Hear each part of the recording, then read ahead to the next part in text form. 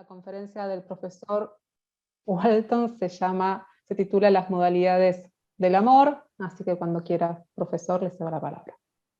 Muchas gracias. Marión ofrece descripciones de lo que denomina los medios, las figuras, los momentos, los actos y los estadios del amor. Procuro en primer lugar identificar ejemplos de los estadios, momentos y actos.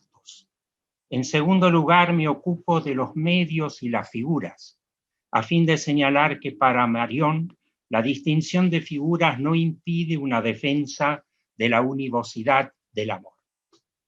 Por último, considero visiones fenomenológicas en las que se acentúa la diferenciación en el amor humano o se distingue entre el amor divino como arquetipo infinito y el amor humano como imagen finita. El propósito es establecer un sentido de univocidad y un sentido de equivocidad vinculado a la diferencia entre advenimiento y acontecimiento. Punto 1. Estadios, momentos y actos. Comienzo por los estadios que se pueden analizar a la luz de la primera, segunda y tercera formulación de la reducción erótica, en la que se reemplaza en primer lugar la interrogación ¿soy yo? Por la pregunta ¿se me ama?, a fin de alcanzar ya no una certeza de sí por sí, sino una seguridad venida de otra parte. Marión observa que la certeza del yo pienso, luego soy, debe ser reemplazada por una respuesta a la pregunta ¿se me ama? De otra parte, para superar la vanidad de una autocertificación. Esta pregunta abre el horizonte del amor, pero presenta la limitación de estar atada a la reciprocidad. Por eso es necesaria otra pregunta sobre un comienzo en mí en vista de un otro indeterminado. Es la pregunta ¿puedo amar yo el primero?, como segunda formulación de la reducción erótica. Marión se refiere a la decisión de realizar el avance del amor como una decisión que solamente se refiere a mí. El amor solo se testimonia suspendiendo la reciprocidad y exponiéndose a amar a pérdida, lo cual no implica una extinción del amor. Cuando se advierte que la reducción erótica no es el resultado de mi avance, porque el otro me ha amado primero, surge la tercera formulación. La nueva oscilación en el centro de gravedad del análisis se debe a que descubro que el otro había comenzado a volverse amante antes que yo. Para que yo entre en la reducción erótica, dice Marión, hace falta que otro amante me haya precedido y desde allí me interpele en silencio. Esta trayectoria es inherente a la lógica del amor que me lleva a reconocer que el otro me amaba con anterioridad. Se distinguen también momentos del amor. El avance hacia otro virtual implica una intuición que lo intenciona y que por su vastedad y sobreabundancia podría planificar diversos significados. No se trata de significados que provienen de mí, sino de significados que recibo. El amante se realiza como tal cuando su avance con su decisión de amar y la consiguiente intuición amorosa se convalida con el significado proveniente del otro, es decir, con el heme aquí. Son dos intuiciones para un único significado. El amante adquiere su condición de tal porque el otro le asegura su propio significado. El otro no solo debe decirme heme aquí en el instante, sino que debe prometerlo para todo instante todavía por venir. No debe decirme el significado, dice Marión, debe prometerlo. El significado que solamente permite a mi intuición hace aparecer, el significado que solamente permite a mi intuición hacer aparecer el fenómeno del otro para mí, surge como un juramento o falta para siempre. A la decisión todavía abstracta de hacer como si yo amara el primero, se sigue como un segundo paso la recepción del significado del otro en el común heme aquí del juramento. Otro momento es la carne. La erotización sustituye mi residencia secundaria en un cuerpo por mi carne en la que gozo o sufro. Mi erotización mi erotización como toma o asunción de carne me viene de otro mediante una transcripción de su carne en mi propia carne. Al dejarme erotizar por el otro, erotizo también al otro y lo dejo aparecer en mi carne. Se trata de un proceso erótico mutuo. En este cruce de las carnes como acto no hay confusión ni mezcla.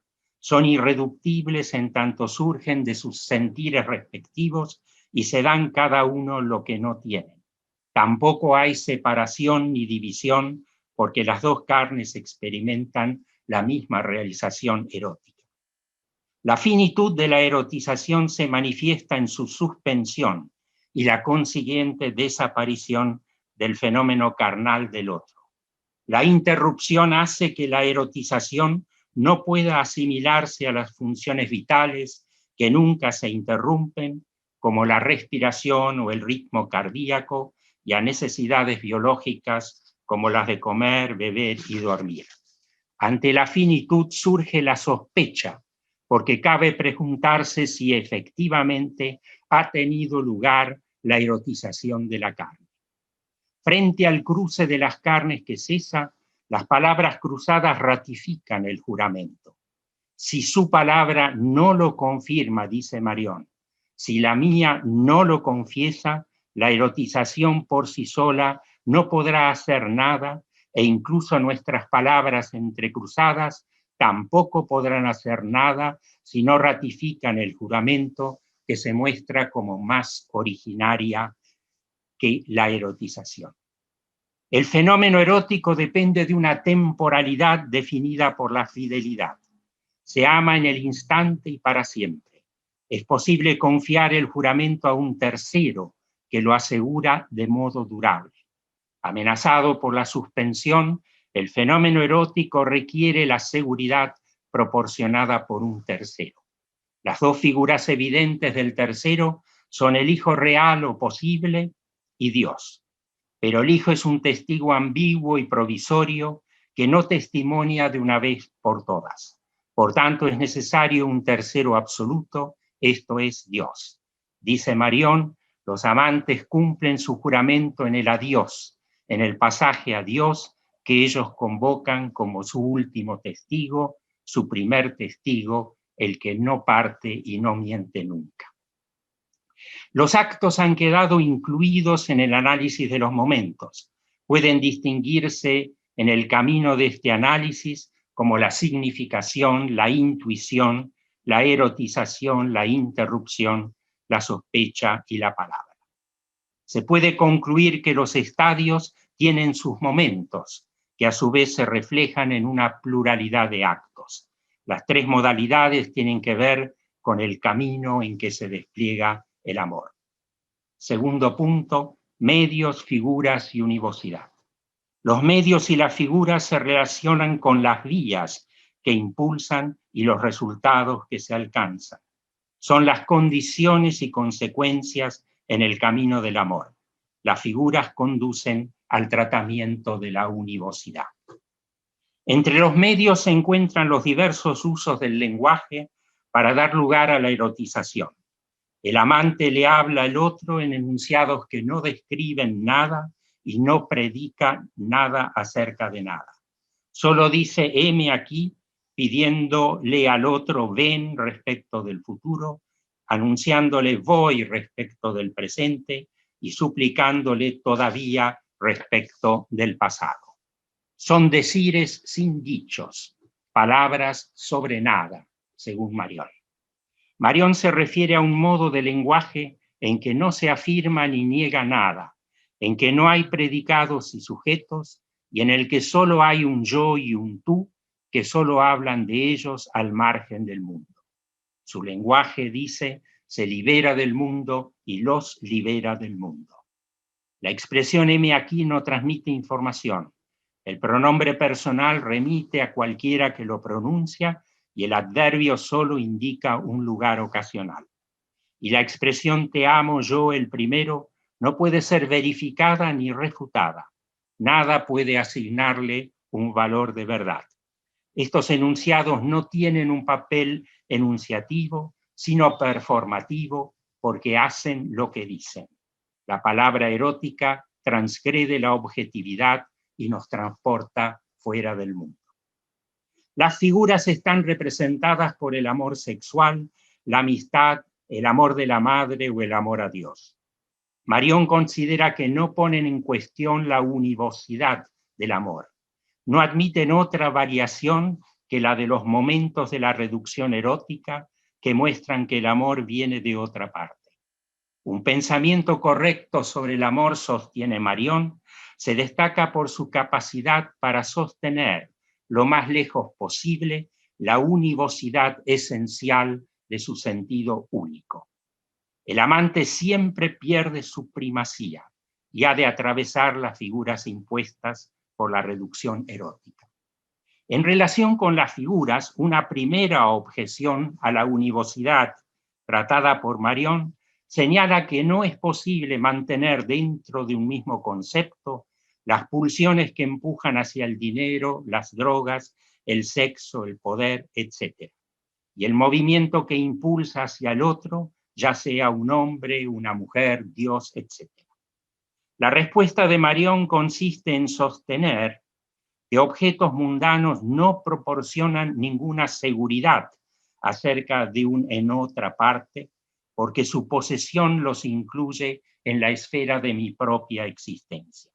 En cambio, esa seguridad aparece en los movimientos que impulsan hacia el otro y desembocan en una irreductible alteridad. Frente a los deseos de objetos mundanos se encuentra el único sentido del amor vinculado a la experiencia del en otra parte. Una segunda objeción atañe a la distinción entre amor erótico y amor de amistad. Marión señala que es preciso distinguir dos casos. Si la amistad se entiende como una relación de igualdad o casi igualdad entre dos participantes que comparten el mismo interés por una cosa del mundo, en tanto tercero mundano que es objeto de un goce recíproco, la relación no depende de un en otra parte, porque el tercero mundano puede ser poseído por igual según una reciprocidad que se contrapone a la reducción erótica. En cambio, si la amistad se entiende como el avance sin reciprocidad del amigo y el juramento puro como significado común, entonces depende del concepto de amor. La tercera objeción señala que la amistad se detiene ante la reducción erótica radicalizada porque rechaza el intercambio de las carnes erotizadas. Según Marión, la amistad tomaría el camino de la erotización libre, es decir, de la erotización sin el contacto inmediato de otra carne, esto es, por la mera palabra. Lo mismo sucede en el caso de la madre y el hijo o del padre y el hijo.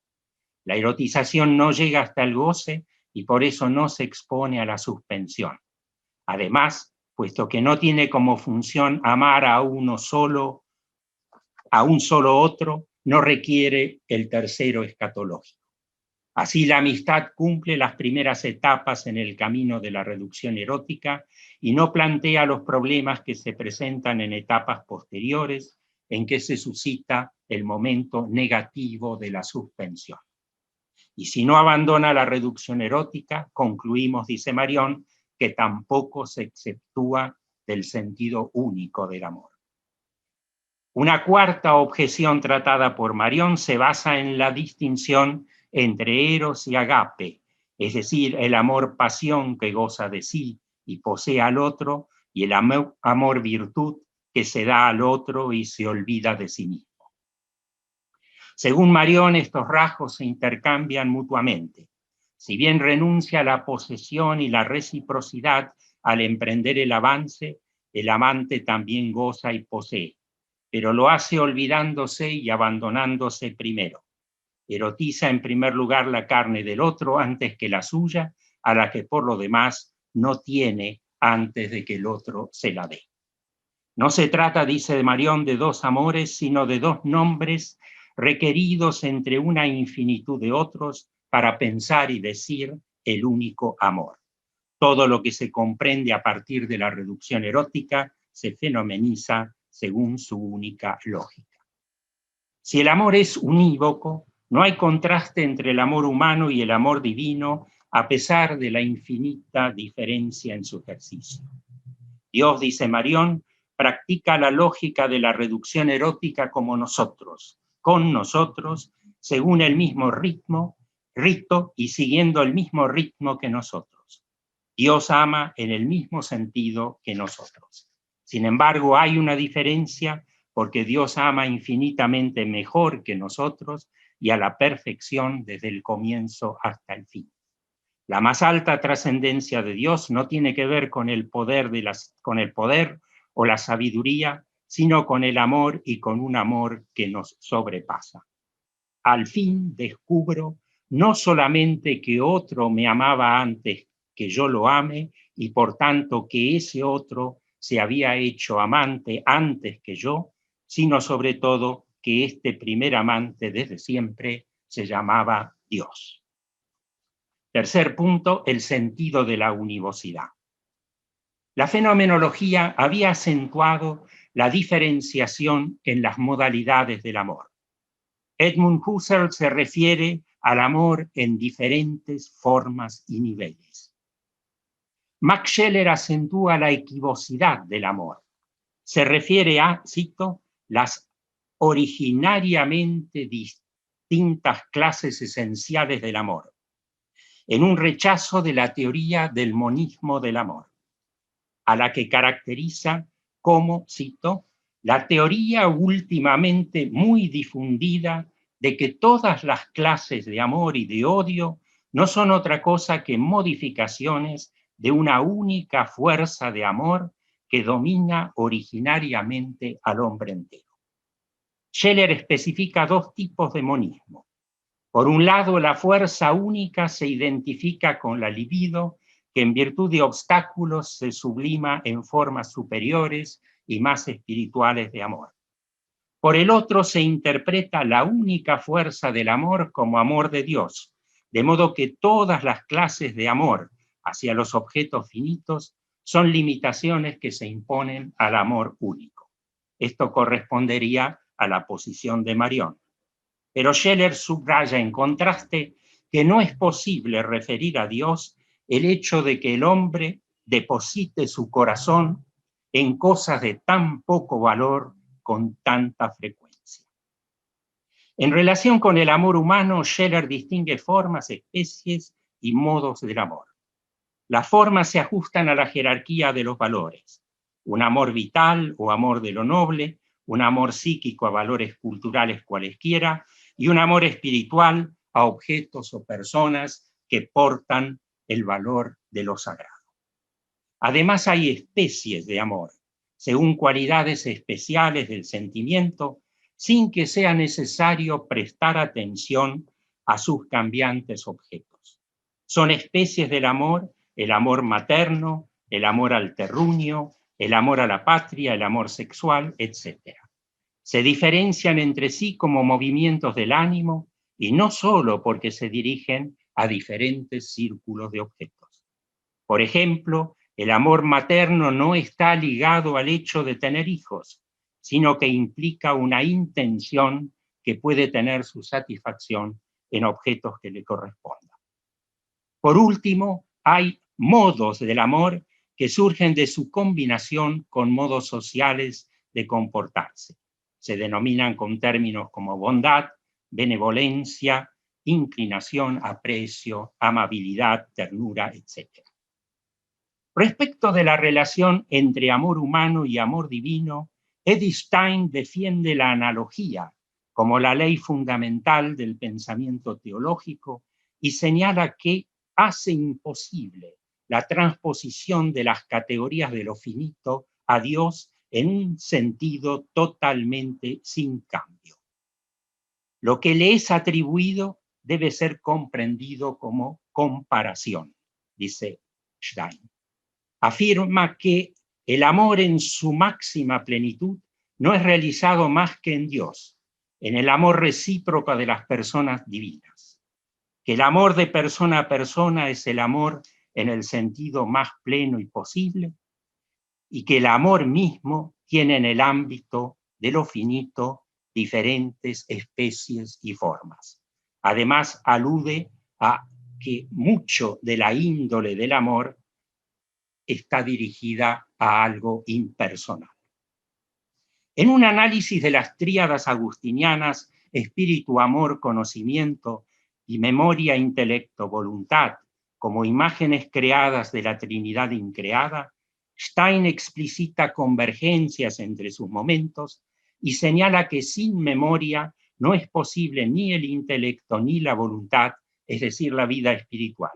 Y añade que la memoria, el intelecto y la voluntad, que remiten como una imagen a cada una de las personas de la Trinidad, encuentran su fundamento y fin en el amor.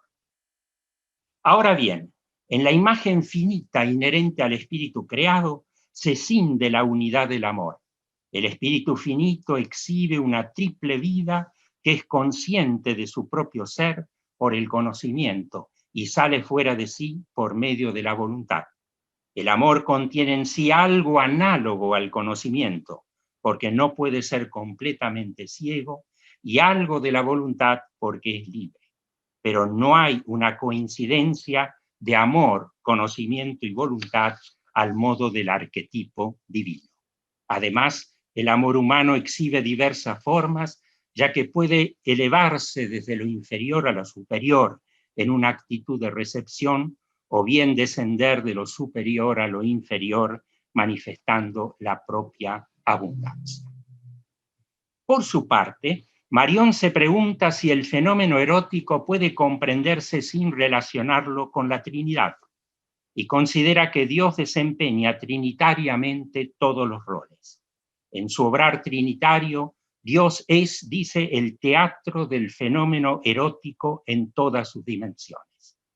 En un don que viene del amor y lo pone en obra, Dios se da a sí mismo en la persona de Cristo, que ha, cito, mostrado no solo la lógica del amor, la ha demostrado y probado en hechos y en actos por su pasión y su resurrección. Es decir, Dios envía a su Hijo y toma el riesgo de amar sin retorno por la inversión. El Hijo encarnado a la vez está en tránsito y atestigua para siempre la relación erótica. Asimismo, al examinar los análisis de San Agustín sobre las distinciones entre el amor del mundo y el amor a Dios, entre concupiscencia y dilección y entre concupiscencia y caridad, Marión señala que la univocidad del amor no impide de ninguna manera a San Agustín trazar las distinciones requeridas por su puesta en ejecución. La distinción entre dos amores relacionada con dos ciudades no es una oposición excluyente, sino que significa el pasaje al límite radical, y la distinción entre concupiscencia, dilección y caridad responde a una declinación del amor unívoco, entre querer gozar sin poder llegar a ello y el gozo de Dios, que es el único verdadero.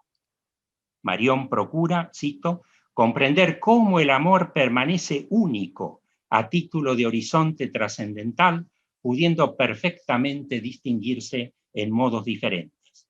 Y respecto de esta pluralidad de sentidos añade, esta pluralidad no tendría ninguna importancia si ella no se viera como reintegro para articular el campo único del amor. Ahora bien, ¿cómo se podría conciliar la unidad e infinitud del amor con la pluralidad de sus manifestaciones finitas y diversas? Recurriendo a nociones de Marión, es posible examinar el amor según la triple distinción entre arribo, advenimiento y acontecimiento, como una manera de dar cuenta de la univocidad y la plurivocidad del amor. Junto a la reducción erótica como criterio para determinar qué es amor, se puede establecer como determinante de la univocidad la asociación del amor con el advenimiento y como determinante de la equivocidad su relación con el acontecimiento. El avance o arribo de toda fenomenicidad es la articulación del advenimiento como una reserva y del acontecimiento como una dispensa. Por un lado, el advenimiento incluye todo lo que se da sin llegar a mostrarse, porque el adonado no tiene el poder de recibirlo y llevarlo a una manifestación. Por el otro, el acontecimiento es la forma en que el advenimiento se muestra como un fenómeno, asociándose con lo imprevisible e irrepetible, porque siempre comienza de otro modo. La donación del fenómeno, dice Marion, como acontecimiento, por tanto, sin duda de todo fenómeno en un grado u otro, incluye en ella misma su exceso sobre sí. La donación se cumple como acrecentamiento. Si se aplica al amor esta articulación de advenimiento y acontecimiento, el advenimiento es la posibilidad indeterminada de un amor absoluto e incondicionado. Nada lo limita, de modo que solo depende de sí mismo y me impone, dice Marion, una facticidad no negociable, por la que pone al descubierto la posibilidad inesquivable, absoluta e inalienable, pero siempre todavía indeterminada, de decidirse a amar, de tener que amar. Se trata de una reserva o conjunto de posibilidades en tanto totalidad no totalizable de lo posible, que testimonia el exceso de lo dado como amor sobre todo lo que se muestra. Es la reserva de la donación del amor frente a lo dado en virtud de un pliegue de la donación con la mostración que se inclina ya sea hacia el advenimiento de posibilidades, esto es, hacia la posibilidad indefinida, ya sea hacia el acontecimiento de amor a los que deja venir como hechos consumados. Como constante posibilidad, el amor también dispensa la posibilidad de todo amor particular. El acontecimiento del amor es la forma en que el advenimiento se renueva permanentemente. El amor hace un llamado y el interpelado ejerce la función de filtro y ofrece una pantalla para que el amor se muestre. Esto significa que el adonado recibe un llamado y le da una significación que permite mostrarse al amor. La recepción da una forma a lo que se da sin mostrarse aún. El amor alcanza el aparecer en un pasaje que va desde la primera forma informe, porque no ofrece ninguna figura identificable, a una segunda forma que constituye una figura de aparición. En suma, el amor como facticidad abre la posibilidad de variadas manifestaciones, pero se sustrae a esta fenomenicidad. Mientras que la posibilidad indefinida se distingue por la univocidad, porque carece de limitaciones, el fenómeno manifestado se tiñe de equivocidad. De esta manera, cito, en la recepción tanto activa como pasiva del exceso de lo dado, se adquiere la más grande pertinencia y la adquiere el testigo de lo recibido, que en el encontrarse prendado por lo advenido de lo que se da, deja su propia huella diferencial en el hecho consumado del acontecimiento y de ese modo genera modalidades del amor, aunque tenga que hacerlo sin salir jamás de un posible previsto. Junto a la llamada unívoca del amor, es necesario establecer una lógica y tipología de la respuesta, que no es necesariamente única, es decir, esclarecer modalidades diversas del acontecimiento del amor mediante un tratamiento en el que se impone la analogía.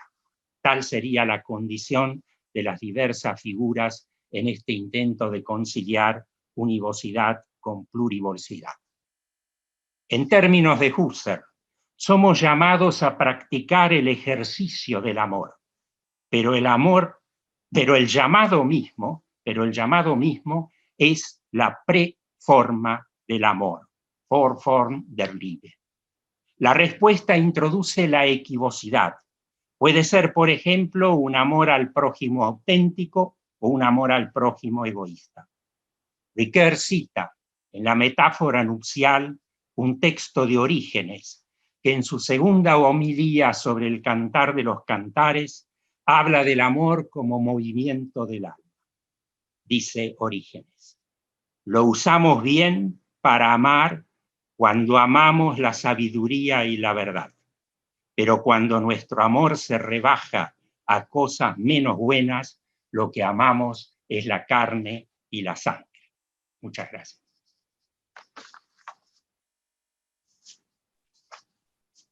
Muchas gracias, profesor, por tan completa y profunda ponencia. Y bueno, abrimos entonces el espacio de preguntas. Ya saben cómo es la metodología, así que bueno, ya hay una primera, que es de Ezequiel. Muchas gracias, profesor, por la ponencia.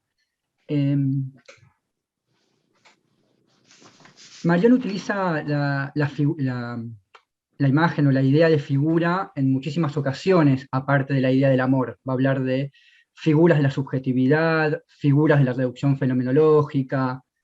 Mi pregunta va si usted cree que esta propuesta de pensar la pluralidad, univocidad de las figuras del amor a partir de la idea de advenimiento, acontecimiento, se lo podría aplicar en general a la idea de figura, ¿no? Para establecer una unidad en la pluralidad, en todo tipo de figuras, más allá de específicamente las figuras del amor que usted desarrolló.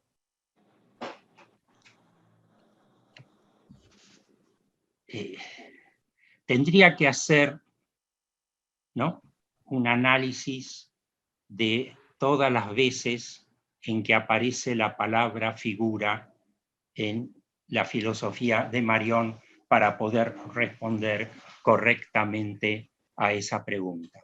Yo me he limitado a la noción de figura tal como aparece en el tratamiento que hace Marion del fenómeno erótico en la figura, en la obra respectiva. El adonado, según la terminología de Marion, es siempre una suerte de prisma. Y en ese prisma aparecen diversas figuras. Así que uno podría suponer que el uso de la palabra figura es generalizable más allá de lo que dice Marion en esta obra. Muchísimas gracias, profesor.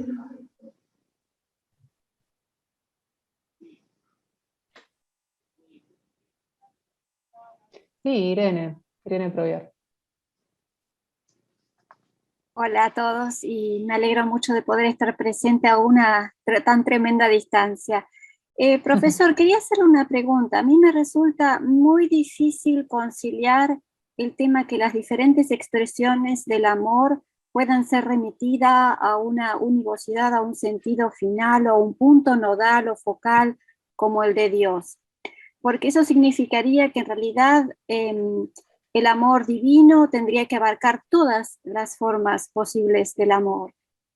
Tendrían que ser inmanentes a él. Y me resulta muy difícil de conciliar, siendo Dios inmaterial y siendo en realidad una idea, ¿cómo es posible conciliar el tipo de amor que no es justamente solamente un sentimiento, sino que es un amor físico, o el amor inclusive a las cosas terrenas, etcétera, con un amor divino? A mí me parece que hay ciertos tipos de amores que no pueden ser subsumidos bajo la idea de un amor divino. No sé cómo, o sea, no llego a entender bien ese pasaje o esa subsunción. Gracias. Gracias, Irene, por la pregunta. En realidad yo tampoco lo entiendo muy bien, porque de ahí vienen mis referencias tanto a Husserl, que distingue diversas figuras del amor, justamente en relación con un yo sensible y un yo espiritual, mi referencia a Max Scheler, que ha distinguido con mucho cuidado diversas formas del amor, mi referencia a Edith Stein, que pone énfasis en el contraste entre el arquetipo divino, en este caso, y las figuras finitas del amor. Y creo que también esta es la posición que se puede extraer de los análisis de Paul Ricoeur, tanto en su examen del Cantar de los Cantares, como en su examen del pasaje Yo soy el que soy, a Dios es amor, según la formulación de Juan.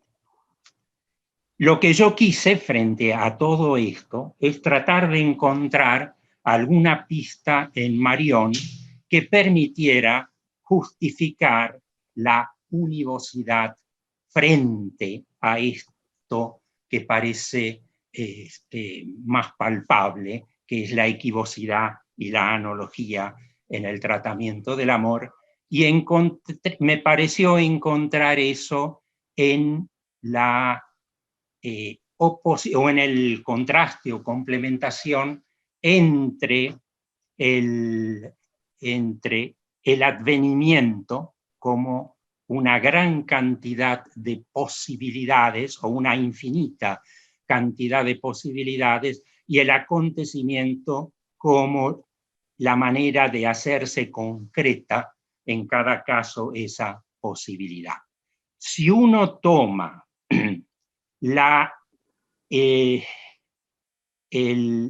advenimiento, o sea, el conjunto de las posibilidades, y lo interpreta bajo la noción de lo que viene de otra parte. Buenas tardes. Lo que viene de otra parte, entonces Dios sería la máxima o infinita posibilidad de ese venir de otra parte. Pero el venir de otra parte que justificaría la referencia a la univocidad tendría múltiples posibilidades de llamado. O sea, el llamado de Dios no agotaría el llamado del venir de otra parte. Yo creo que así podría hablarse de una cierta univocidad, aunque me parece que sería una univocidad muy formal y muy vacía. No sé si eso... Sí, tal vez podrían reunirse bajo las formas de efectivización del amor, ¿no? O sea, cómo llega a la actualidad del amor, cómo se actualiza el amor. Claro, la efectivización del amor introduce la equivocidad, la analogía, las diferencias. En cambio, el llamado de otra parte podría interpretarse como un momento de unidad. Pero dentro de ese llamado de otra parte habría que diferenciar distintos tipos de llamados. Uno es el llamado de Dios y otro es el llamado de la sensibilidad o el llamado de la espiritualidad, para decirlo en términos husserlianos. Gracias, profesor. Gracias, Irene, profesor, por el intercambio.